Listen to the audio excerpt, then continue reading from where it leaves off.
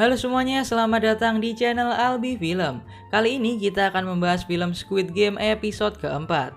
Di episode keempat ini kita dihadirkan permainan yang tidak diduga oleh siapapun, dan arena permainan ini tidak bisa diduga sama sekali. Nah, tanpa banyak spoiler di awal, mari kita langsung lanjut ke filmnya. Karena kalau terlalu banyak menceritakannya di awal, nanti jadi tidak seru. Ini dia alur cerita film Squid Game episode keempat.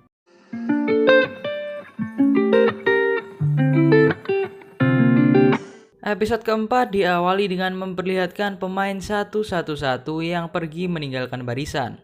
Dan di lain tempat ternyata ada staf yang bekerja sama dengannya yang menghapus rekaman CCTV bahwa dia meninggalkan barisan. Lalu Deoksu berterima kasih kepada Hanmi dan juga kakek Siji berterima kasih kepada Ki-hun karena dengan cara Ki-hun akhirnya dia bisa melewati permainan tadi. Mereka pun sampai di kamar para pemain dan tim ini pun akhirnya berkumpul lagi. Di sini Sangwoo meminta maaf kepada Ki-hun karena karenanya mereka menjadi berpencar dan Ki-hun ke bagian-bagian yang sangat sulit. Di permainan kedua ini dari 187 orang ada 79 orang yang tereliminasi. Dan hadiah pun bertambah sebanyak 7,9 miliar won dan total hadiah menjadi 34,8 miliar won. Setelah mengumumkan hadiah yang didapat dalam permainan kedua ini, akhirnya episode keempat pun dimulai. Dan episode ini berjudul Tetap di Tim. Setelah permainan, mereka pun dibagikan sebuah makanan. Dan makanan kali ini hanyalah sebuah telur dan juga air putih. Deoksu pun mengeluh karena makanannya sangatlah sedikit. Lalu Hanmi pun mendapatkan ide untuk menyerobot lagi dan mengantri makanan lagi. Mereka pun melakukan hal itu dan mendapatkan makanan lagi, dan di sini ada satu orang pemain yang sadar akan hal itu. Namun dia tidak bisa melawan karena dia sendirian.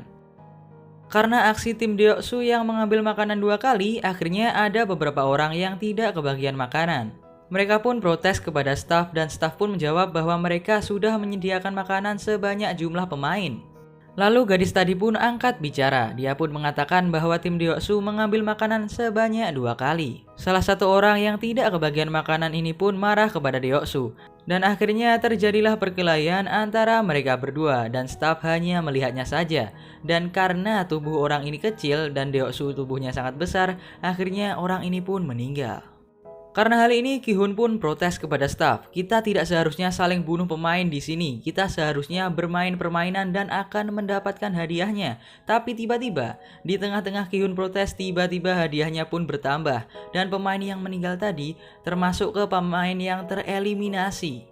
Jadi secara tidak langsung para staf mengatakan bahwa jika saling membunuh diperbolehkan dan itu akan terhitung jika pemain lain mati maka pemain itu akan tereliminasi dan akan menambah hadiah yang akan mereka dapatkan.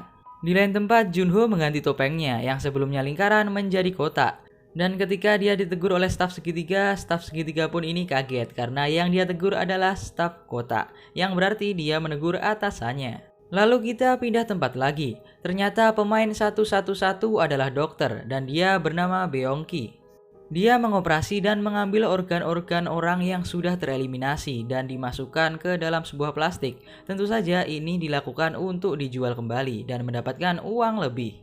Lalu kita kembali ke tempatnya para pemain. Di sini Ki-hun, Sangwoo dan Ali pun membahas tentang kejadian yang akan terjadi berikutnya. Karena mereka menganggap setelah jam tidur atau setelah lampu dimatikan akan terjadi perang besar-besaran karena membunuh satu sama lain sudah diperbolehkan.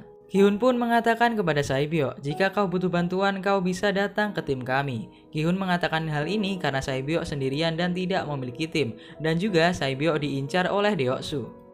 Dan kembali ke ruangan operasi organ tadi, ternyata staf yang mati di permainan sebelumnya adalah anggota dari staf-staf yang membelot ini. Lalu para staf ini memberikan sebuah telur ke Beongki yang di dalamnya terdapat clue apa permainan selanjutnya. Dan tidak lupa juga para staf mengingatkan Beongki bahwa malam ini akan terjadi pembantaian.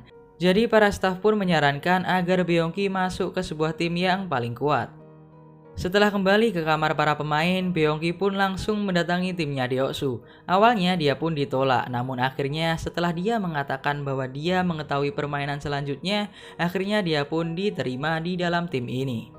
Dan Junho yang sudah memakai topeng kotak sekarang bisa melakukan apa saja yang dia mau. Dia pun berjalan-jalan di sekitaran tempat ini dan akhirnya dia pun masuk ke sebuah lift yang dipenuhi oleh staf segitiga. Dan staf segitiga ini tidak bertanya apapun kepada Junho dan malah mempersilahkannya masuk. Singkat cerita, akhirnya jam tidur pun tiba dan lampunya dimatikan. Di sini frontman tetap mengawasi mereka menggunakan kamera thermal. Dan bisa kita tebak, yang bergerak pertama kali adalah Deoksu dan dia pun membunuh wanita yang mengadukannya tadi. Yah, sungguh wanita yang sangat malang, padahal bisa dibilang dia cantik.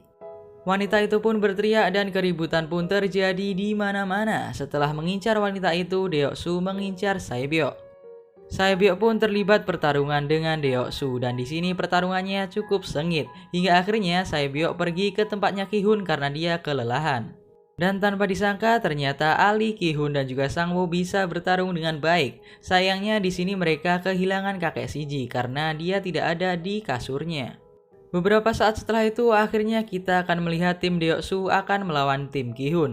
Namun sayangnya saat mereka akan bertarung, kakek Shiji yang berada di kasur sangat tinggi berteriak, "Tolong hentikan semua ini karena jika kita terus seperti ini maka kita semua akan mati." Dan entah kenapa frontman pun memutuskan untuk menghentikan permainan ini. Ya, kata frontman ini adalah permainan dan para staf pun mulai masuk ke ruang permainan itu. Dan bisa kalian lihat akhirnya banyak sekali korban yang terjatuh.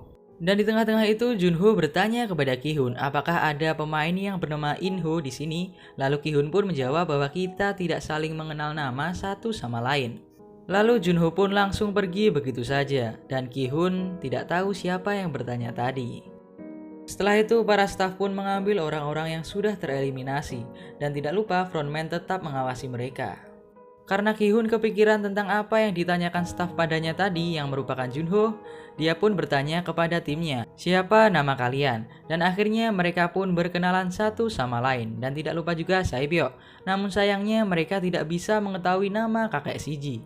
Karena kakek Shiji sendiri tidak bisa mengatakannya, entah karena apa, mungkin dia gugup atau semacamnya. Jika kalian lupa kenapa saya memanggilnya kakek Shiji, itu karena nomornya yaitu 001. Dan di sebelah ada Deoksu yang sedang diobati oleh Beongki karena pahanya tertusuk oleh pisaunya milik Saebyeok. Dan entah kenapa Hanmi pun mulai memanggil Deoksu sayang. Setelah itu Hanmi pun mengajak Deoksu untuk ke toilet dan Deoksu pun setuju. Dan apakah yang terjadi selanjutnya? Mereka pun mantap-mantap. Bisa-bisanya ya kepikiran mantap-mantap di tengah permainan yang sangat berbahaya ini. Ya tapi namanya juga nafsu. Untungnya di jam tidur berikutnya tidak terjadi apa-apa dan damai-damai saja. Dan Junho selalu membuat catatan di ponselnya dan tiba-tiba ada seseorang yang batuk dan memanggil namanya yaitu nomor 29, yaitu nomor staf yang terbunuh. Dan sekarang Junho memerankan staf itu. Saat mereka semua terbangun ternyata kakek Shiji masih berjaga atau masih bangun. Dia melakukan hal ini karena menurutnya hanya inilah guna dia di tim ini karena dalam pertarungan dia tidak berguna sama sekali. Jadi dia berjaga untuk balas budi. Permainan ketiga pun akan dimulai dan mereka semua digiring ke tempat yang serba putih. Setelah sampai ke tempat ini mereka disuruh untuk membuat tim yang terdiri dari 10 orang. Dan timnya Ki-hun yang sudah 5 orang kini dia hanya perlu mencari 5 orang lagi. Karena tidak tahu permainan apa yang akan dimainkan selanjutnya, di sini Sang-woo menyarankan untuk mencari member baru yang laki-laki. Karena sudah ada wanita dan juga orang tua di tim ini, jadi mereka membutuhkan kekuatan lagi. Jika saja permainan selanjutnya membutuhkan kekuatan, ini masih jika. Mereka berlima pun berpencar dan masing-masing dari mereka cukup mencari 1 orang saja. Sang-woo pun akan mengajak seorang pria, namun pria ini ternyata harus tetap bersama istrinya dan Sang-woo pun tidak jadi mengajak pria ini. Dan di timnya Deoksu ternyata Hanmi di-kick dari tim ini. Karena Deoksu ingin semua anggota timnya adalah laki-laki. Padahal saat mereka mantap-mantap tadi, Deoksu mengatakan bahwa dia akan terus bersama si Hanmi sampai akhir hayatnya dan itu ternyata hanyalah omong kosong. Hanmi hingga didorong ke lantai oleh Deoksu karena dia sudah muak dipanggil sayang oleh Hanmi yang notabene adalah ibu-ibu. Dan Seokbyo malah mengajak gadis muda lainnya untuk bergabung di tim ini. Sang Wo pun awalnya tidak setuju dengan tambahan gadis di kelompok ini dan akhirnya gadis ini pun akan pergi. Namun dia di stop oleh Ki-hun dan akhirnya gadis ini pun tetap di tim ini. Dan ternyata tim ini hanya beranggotakan 9 orang karena kakek Shiji tidak bisa mengajak siapa-siapa. Tiba-tiba datanglah seorang Hanmi yang seenaknya saja masuk ke tim ini. Dan secara terpaksa mereka semua harus menerimanya karena Hanmi lah yang tersisa dari semua pemain yang ada di sini. Setelah mereka semua membentuk tim, akhirnya mereka pun digiring ke tempat permainan lainnya. Ternyata permainan itu tidak dilaksanakan di ruangan putih ini. Setelah memasuki ruangan permainan, mereka pun diterangkan bahwa permainan kali ini adalah tarik tambang.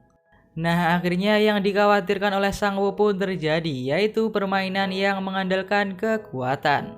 Dan untuk menentukan tim mana melawan tim mana, para staf pun mengundi menggunakan nomor. Dan di ronde pertama ini adalah tim 7 melawan tim 1 yang merupakan timnya Deoksu melawan tim orang lain yang tidak ada namanya. Karena timnya Deoksu berisi laki-laki semua, akhirnya mereka pun dengan mudah memenangkan pertandingan ini. Dan yang kalah tertarik ke depan dan terjatuh ke dalam jurang ini dan tentu saja langsung ke bawah dan mati. Siapa sangka ternyata ada yang masih hidup dan di sini para staf pun mengambilnya. Dan yang masih hidup tadi, di kotaknya ditandai sebuah tanda plus yang seperti salib. Para staf pun menyusun talinya dan ronde kedua pun dimulai. Di ronde kedua ini yang terpilih adalah timnya Ki-hun dan tim yang di sebelahnya yang berisi pria semua. Dan bisa dipastikan jika asal main timnya Ki-hun akan kalah. Untungnya kakek Shiji memiliki banyak sekali pengalaman. Dia pun bercerita bahwa dulu dia pernah bermain tarik tambang. Dan di tim lawannya ada seorang atlet. Namun timnya kakek Shiji bisa menang. Kakek Shiji pun menjelaskan bahwa mereka ingin menang, kalian harus menggunakan cara-cara tertentu. Yaitu meletakkan orang yang paling kuat di belakang sebagai jangkar. Dan juga meletakkan orang-orang ini secara selang-seling. Dan meletakkan talinya di ketiak. Pertandingan ini pun dimulai dan rencana kakek Shiji adalah bertahan.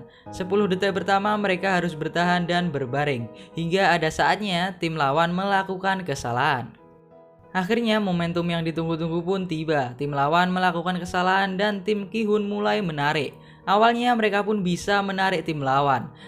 Namun karena isi tim lawan adalah cowok semua, akhirnya keadaan pun berbalik lagi. Dan di dalam keadaan panik ini, Sang Wo mengatakan bahwa mereka harus lari ke depan agar tim lawan jatuh dan saat itulah mereka akan menariknya. Sayangnya saat mereka akan lari ke depan, episode keempat pun berakhir.